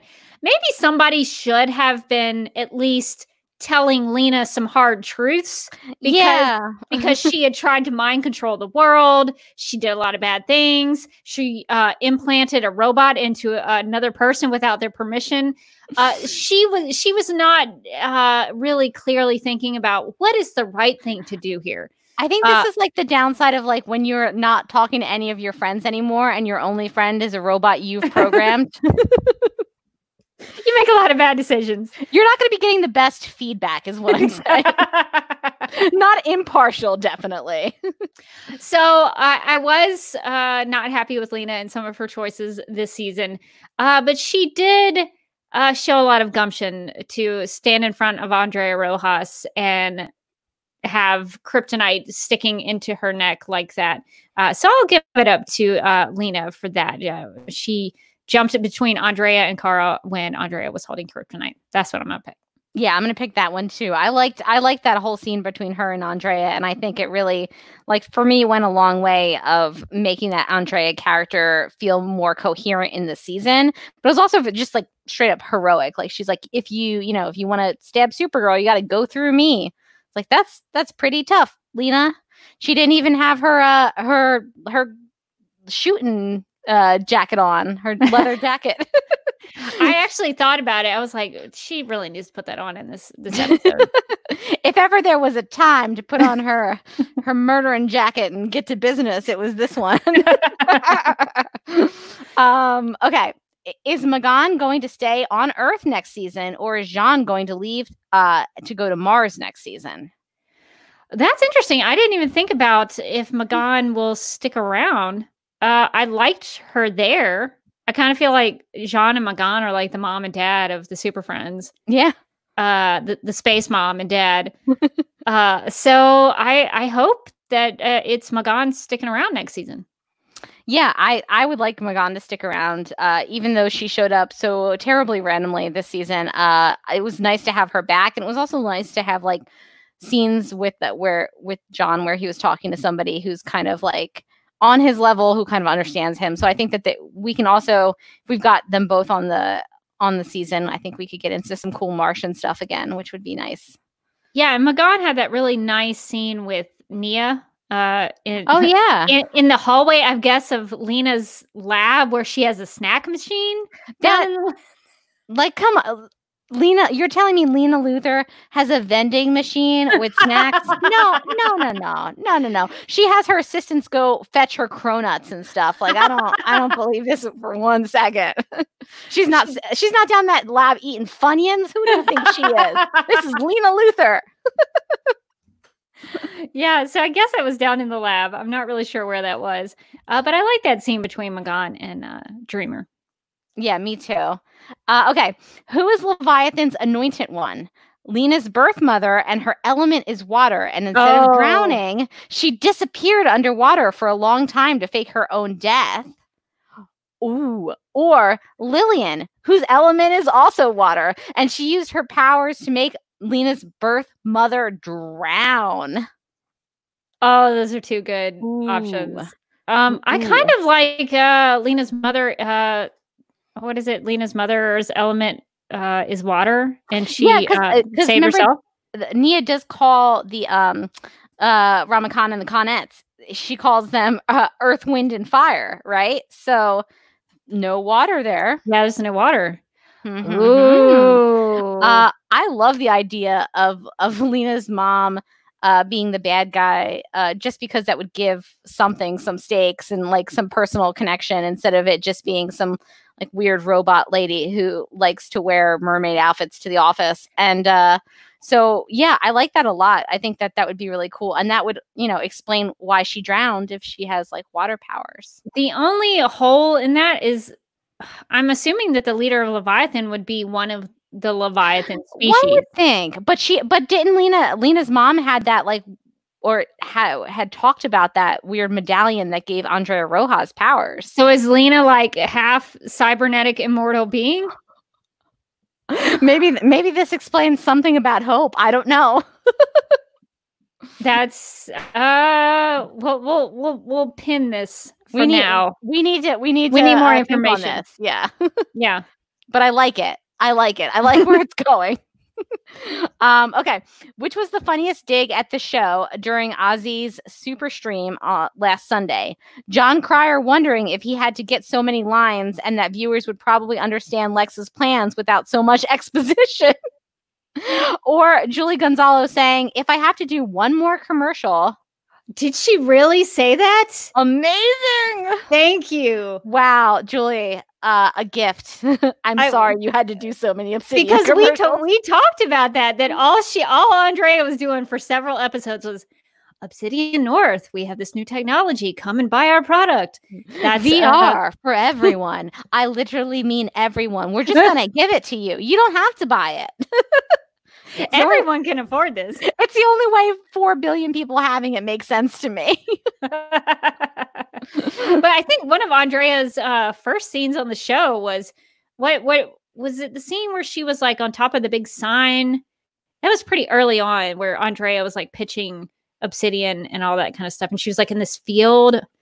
Yeah. Oh yeah. I just have some memory of that. That's what I think of when I think of Andrea Rojas. Just constantly shooting TV commercials, just constantly pitching products. She's kind of been in the background of all season going like, Obsidian, Obsidian.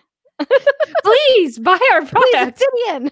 We don't have any glitches whatsoever.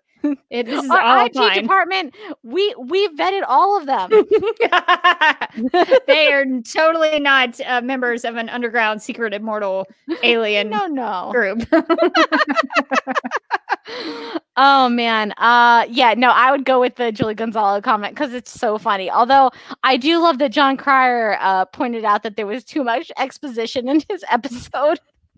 He delivers it really well, though. He does really have a way with that exposition. I will give it to John Cryer because his Lex Luthor is pretty awesome. Just taken over in a way that is unfortunate. Okay. Yes. So our last set of snap judgments are from my girl Anna. Okay. So first snap judgment. What moment made me happiest? Eve shooting William in the chest, or Lena using her body as a human shield and being willing to die to save Kara's life? I mean, I'm going to do human shield because literally, William hasn't done much. He's just a noble steed, and I feel like he's getting a bad rap. Yeah, I'm gonna go Lena using her body as a human shield because I was at least happy to see it. She sort of redeemed herself a little bit. And I'm gonna flip over really quickly to a snap judgment we just got in the comments before I forget it or lose my place. It's from Picks by Katie McGraw, who says, "Snap judgment. What prop would you get? A deck of Rama cards or a tabletop hope?" I really want so hard. Because I really want those Rama cards, but a tabletop hope. Tabletop hope. Now, is the tabletop hope functional? Because I think that changes things. Like if the tabletop hope talks to me, I'm like, hey Hope, could you turn the lights on? And she's like, sure will. Let's kill Supergirl. That's what I gotta go with every time. Yeah, because tabletop hope would most definitely have homicidal tendencies. I feel like tabletop hope would just in the middle of the night, you'd be sleeping and she would just be like, haha, murder. You'd be like, damn it, Hope, we've talked about this. I think you've convinced me, though. I think I'm going to go tabletop hope. I think that would actually be, because the Rama cards, they would be fun to look at, and maybe you play one game of solitaire and you'd be over it. But tabletop hope, you could go so much longer with the tabletop hope. Tabletop hope might also ruin your life, though. I think that's probably has to be part of the calculations. Tabletop hope is probably turning off your smoke detector and setting fires. Tabletop hope is whoops, I thought you wanted your apartment more fiery. Yeah, I guess you are assuming a little bit of risk with tabletop hope. So it's about how much risk you want. I'm going to say tabletop hope. She seems fun. I'm still going tabletop hope. I'm just saying we're taking a risk here. Okay, last snap judgment from Anna. What would have been a more cinematic ending? Andrea stabbing Lena and Lena bleeding out as she watches Andrea kill a helpless Korra while whimpering, "Please stop, please don't hurt her." Or Korra leaving VR to see Lena and Andrea engage in a battle to the death as Lena screams, "If you want to hurt Korra, you'll have to kill me first," right as Andrea snaps her neck. Oh, God. And Korra screams in horror and kills Andrea with her heat vision. Anna, we were doing really well. And then this one took a turn, a really dark turn. What have we said about the happy snap judgment? You got to give me one happy one. I mean, she did. That's true. Although part of it was William getting shot in the chest, which doesn't say good things about any of us laughing about it. Well, I mean, I think this might be a subtle dig at Man of Steel. So, I'm not. If that's not your intent, Anna, I'm sorry, but it sort of seems like it. So I don't think so because it's got the villain like snapping Lena's neck. Although I don't want to think about any of these scenarios because it bums me out. Well, but then you also have Korra killing somebody with her heat vision. Oh, true. Let's see. Andrea stabbing Lena, and why am I thinking about this so hard? I know. Andrea I'm stabbing really Lena, hard. and Lena bleeding out as she watches Andrea kill a helpless person. I mean, I gotta go to the second one, even though like Lena dies in this scenario, because at least Korra lives. Like in the first scenario, everyone dies, and I don't think I need that. Yeah, and we got to think about it as a cinematic ending. What makes it? That's true. I think you have more of an action sequence in the second one. I guess I'll say in the second one, where Korra leaving VR to see Lena and Andrea engage in a battle to the death. I think that's probably more cinematic. It's grandiose. Yeah, I agree. And that's it. That's all of our snap judgments, unless we have anybody in the chat that I missed. We do have some comments. I guess we can get to those. Riley says the fire hope would start. She would say something like, "The only thing that burns brighter is my hatred for Supergirl." That's so good. That's perfect. Yeah. Let's see if there's anybody else. A lot of Anna fans in the chat. A lot of Anna fans. Love it. I love it. Well, we'll have to feature some of our recurring characters on Supergirl Radio at some point. Let's see. Also, Riley says something about Hope could play a playlist that has Friday the 13th music. Yeah, that could be a thing. You could get Hope to play music, and she would just pick all kinds of scary sounds. Yeah, that's what I imagine. You'd be like, Hope, play my party mix, and it would just be like spooky haunted house sounds with like like wind and like a closing door and like a cat meowing, and you'd be like, oh, God. Miriam says program tabletop Hope to fabricate the deck of cards. So you could do that potentially. Yeah, that's a solid idea. Yeah, so we've got some tabletop Hope comments. Got a lot of Anna love. So yeah, that's awesome. Well, if anybody has any other snap judgments, let us know. But we might wrap it up here. So we will be doing some more live streams like this. So if you enjoy this, come back and hang out with us. We'll be doing a lot of these over the summer. And I think that's going to do it for our thoughts and feedback on Immortal Kombat. If you would like to contact Supergirl Radio, you can, since we're live, I'm going to put, actually, I put this up first, since we do have the capabilities to do that. You can go to our website, supergirlradio.com, leave us a comment there. You can also I was trying to Vanna White it, but I couldn't get my hand up high enough. It's a mirror. It's a mirror. So I was like, what way am I coming from? You can go to supergirlradio.com. You can also go you can email us at supergirlradio@gmail.com, and we'll be primarily taking emails this summer because tweets are not going to be as much of a thing since the show's not on. So definitely, if you have any thoughts, email us at supergirlradio@gmail.com. We should, I guess, maybe plug the William is Comet the Super Horse contest that's still ongoing. If you want to participate in that, the deadline is May 31st. So if you do have a story that you want to submit for that, you can email us at supergirlradio@gmail.com.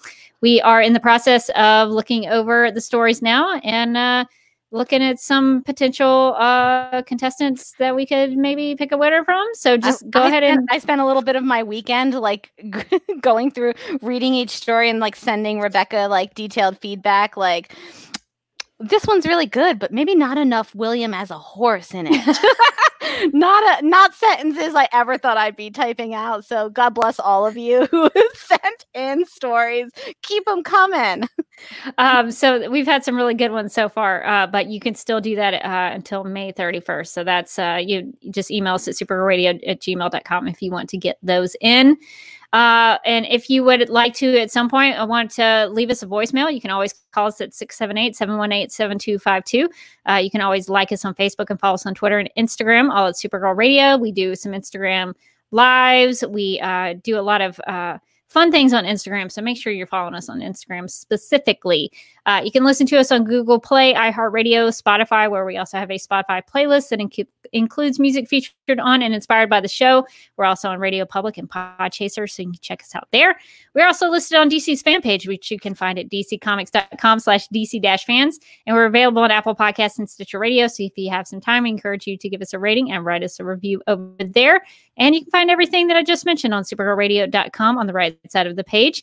And now we throw it over to Ashley for the DC TV plugs. And if you weren't here with us in the beginning, we're not going to play those because we can't over StreamYard, but we'll put those in for the podcast feed. One day I'm going to figure it out. We're going to get audio on this thing. And you can follow me on Instagram at The Derby Kid, and you can see content I've been editing and hosting lately. I've been doing a lot of live streams for the University of Alabama Museum, so you can go to youtube.com/UA Museums. I'm also going to be recording an audio commentary of Birds of Prey for the Justice League Universe podcast. Yeah, JL Cool. Universe. Justice League Universe podcast. We haven't done much here lately, but I think Sam, who is one of the guys that sort of heads up a JLU podcast, he wants to kind of get back into some things. So he invited me to do a commentary for Birds of Prey, which I mostly liked. I had some issues. So it'll be good to talk to Sam about it and see what he thinks. And also, like I mentioned, check on me this week in case news about the Snyder Cut does not go my way. Just give me a little encouragement. But I think I feel pretty confident that maybe justice will be served in that regard. I feel like usually where there's smoke, there's fire. I think it's gonna go your way. I would be surprised, especially right now when there's like no new content anywhere. I would imagine that they'd be like, well, we got this. And it's almost finished. I think the only thing I know that he had yet to shoot was he was going to do a Martian Manhunter reveal of one of the characters. Ooh. I don't want to spoil it for people who don't know about that news. But they were going to reveal Martian Manhunter in the Zack Snyder Justice League. So I think he still had yet to shoot the actor who was doing it. So maybe that'll be some additional photography that they shoot for it. But I think it's mostly finished. So AT&T would be really smart to grab that out and make that an exclusive for their new launch. So cross all your fingers and toes. But that's how does anybody expect me to concentrate on anything? This is like Christmas Eve for me. I know. I gotta check in on you tomorrow. Be like, are you okay?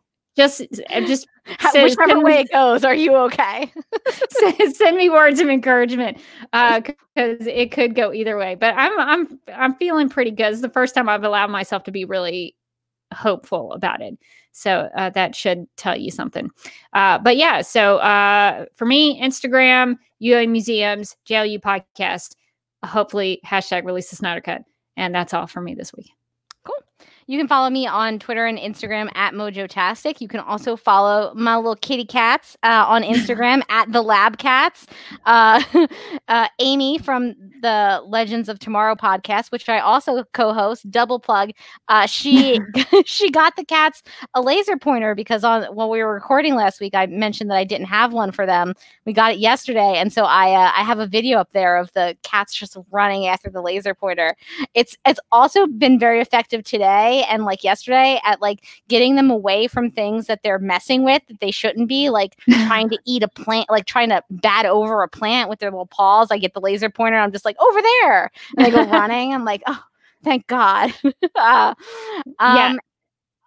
And you can also, and I think I mentioned it on the podcast last week or the week before, but my work is also doing a campaign to raise money for the United Way called hashtag Windows of Hope. So if you post a view that gives you hope, or you post a hopeful message in your window with that hashtag, we will give $50 to the United Way. So I just wanted to plug that because it's always good to give back.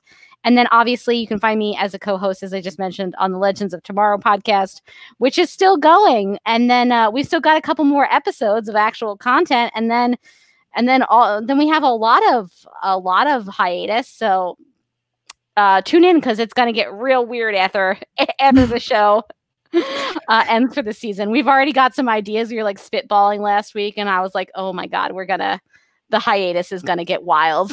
If you get to where you run out of ideas, I'm just going to volunteer myself if you need a guest. Definitely. I won't be able to talk about the show at all because I don't watch the show. I just listen to the podcast. That's part of the vibe of our show anyway. We already had one of my friends who we like specifically told not to watch the show because we wanted to do this episode with her. Yeah, and then we had her watch it and tell us what she thought was happening. Yeah, so I mean, I'm just volunteering myself just in case you run out of ideas and need something. We will definitely take you up on that. But yeah, that'll be cool. I'll look forward to what you guys do, how you finish off the season, and what you guys do until the show comes back, whenever that is, for Supergirl and Legends. Who knows? Before we fully wrap up here, I see some questions that I guess we can get to. Daryl asks, when will you be getting back to the comics? So we'll be doing that this summer at some point. We're going to be trying to do some things. Cross your fingers. We might try to do some interviews. We're going to try to reach out to some people. Maybe we'll see how that goes. But we're definitely going to be trying to catch up on the comics because we're pretty behind. So we need to get back into that. So sometime this summer, definitely. So that's on the books. We'll try to sort of space it out because I don't want to do like 20 weeks worth of comics at the same time because some people may not enjoy the comic stuff. So we'll try to mix it up there a little bit. So we'll definitely be getting back to some of that. Let's see. We'll wrap up. Just see if we have. We've got requests for an Anna episode. I'm down. We're gonna have a long hiatus. Anna, just get a bunch of sad snaps ready for us. So we'll be reaching out to you, Anna. We'll see how we can make that work. I would really love to do like y'all have been doing it on the Legends of Tomorrow podcast where you have listeners it's been on. So much fun. Yeah. So I think we'll have to do that. Maybe we'll do like a listener roundtable or something. That would be a lot of fun to talk to everybody. I've also been thinking about, so I have the Comiker Girl playing card set. You know, she has that card game. Oh yeah. We had talked about playing it at Dragon Con and now that's not happening. No, I guess I guess it's not. So I don't know if there's a way to play. Maybe we could play it over the live stream. There's got to be a way that we can do that. We need to figure this out. I think we need to workshop it, but I love this idea. I think we get. Oh, you think the legendary ladies would play with us? I bet that they would. That would be really fun. Now I would probably have to have the card game physically at my house. I could probably put like a camera like on the card game so you can see. But I think we can make that work. I feel like we could figure it out. Yeah. It's going to take, it'll take some like noodling, but I think we could figure out a way to do it. That would be so fun. That's going to turn into like a 4-hour podcast. of a card game. But I think we'll try to do that. Listen, people watch people play video games all the time. This is more interesting than that, clearly. or maybe we should have Sarah come on. So we'll probably do Legendary Ladies plus Sarah. I think we can make Sarah is, I will say, like literally as we've been recording this, Sarah has been texting me her thoughts on Supergirl, because while Sarah has still not watched Legends, she started season 1 of Supergirl and she's now into season 2. She texted me last night and she was like, who is this random guy? I think he's annoying. And I texted her a picture of Mon-El and I was like, is it this one? And she was like, yup. So I was thinking about Comic Girl Sarah. But you're thinking Drunk History Sarah. Yeah, Drunk History Sarah. But yes, either one though could work. That's true. That's true. Oh my God. But Comic Girl Sarah would be great because she knows the rules of the game. I would think we might need her to tell us. I would think we definitely need her to tell us. Yeah. Oh, Riley has a good idea. We'll go for a few more minutes and then we'll wrap up here. You should have a best of Snap Judgments episode. Well, we are going to be having a 300th episode coming up because we're getting close. It's like episode 273. Oh my God.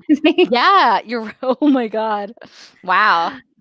So we'll probably do like I usually put together like a little montage of some of our best moments from the past 100 episodes.